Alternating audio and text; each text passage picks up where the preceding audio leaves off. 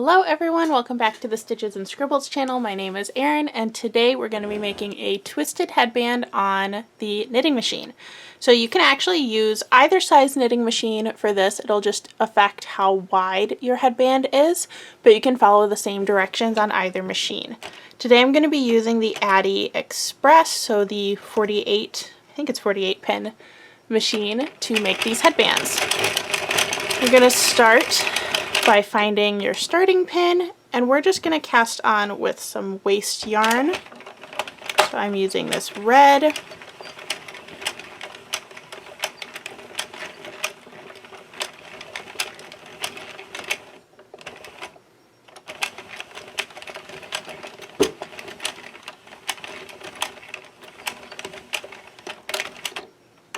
And then clip that yarn in when you get all the way around, and just knit a few rows with that waste yarn.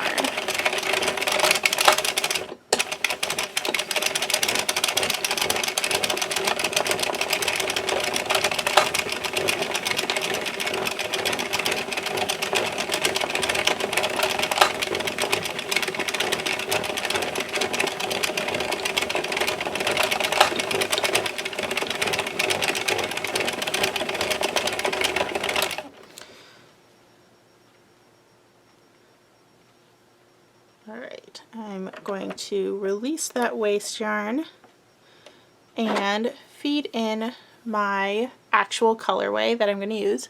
This is the I Love This yarn in the color Brights from Hobby Lobby. Feed in the yarn, leaving a pretty long tail because we're going to need it to sew things together at the end. Clip it back in, set your counter to 0, and we're going to go for 85 rows today. So start that first row nice and slow to make sure that you don't lose any stitches.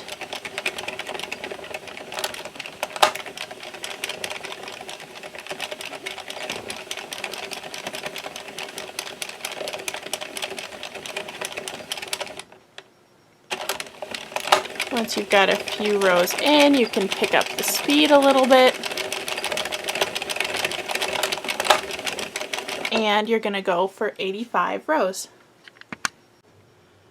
Once you've hit your 85 rows, you're going to trim that yarn so that it's nice and long again. And finish off with waste yarn, just cranking until your waste yarn falls off. Once you're done, your piece should look something like this with the waste yarn on either side. Now what we're going to do is sew up both ends so that we get a sealed off tube, I guess. It'll look like a rectangle. You can sew these up in any method you choose, whether that's crocheting both ends closed or something else. I am going to do an invisible join. So I go in one stitch, up and out the next one, pull through, and then I switch sides. So in one side and out the stitch next to it. Then when you switch sides again, you go in the last stitch that you went in before and out the one next to it. Switch sides again, go in the one you went in last time and out the one next to it. So this is basically creating another row of knit stitches that goes all the way across. Go ahead and do this or your closing method of choice to both sides. Once you have sewn up both ends and removed your waste yarn, you should have something that looks like this. Your next step is going to be to thread one of those remaining long ends onto your yarn needle.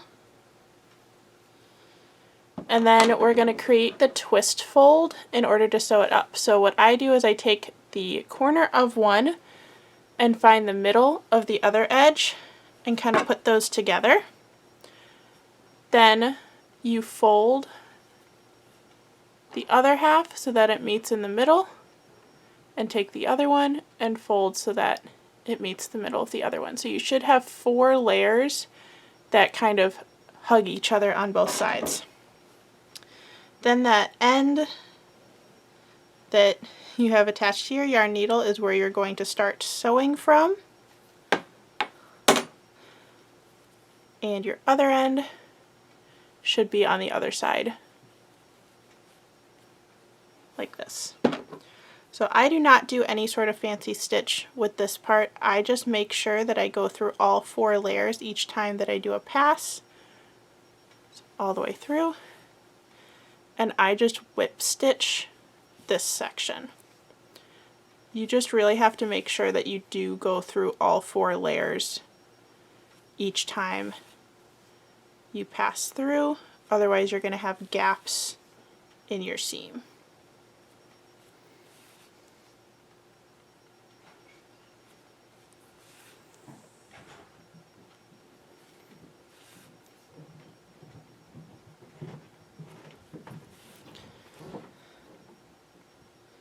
Can get a little tricky towards the end because whichever end is on the inside of the fold might be slightly shorter than the others. So you just kind of have to finagle it through like that. Then I like to tie the 2 ends together just to make sure that they are really secure. And then I use a crochet hook or my yarn needle, go between the layers of that tube, so only through 1 layer of fabric, and hook those ends through so that the tails will sit nicely inside the tube and you don't have to weave in any ends. So then what you're going to do is kind of flip that inside out, and you should have a nice twisted headband like that. So I really like to make the wide ones because they look really cute with ponytails or messy buns. They're also really long to cover your ears, but you can also do this with the smaller knitting machine to make more of a regular headband instead of like an earwormer headband. But that is it for this tutorial. I also love doing this with variegated or unique yarns because the way it meets in the center, whatever the 2 end colors look really neat, kind of crisscrossed over each other like that. Thank you so much for watching. I hope this inspired. Oh, let's go over cost before I end the video.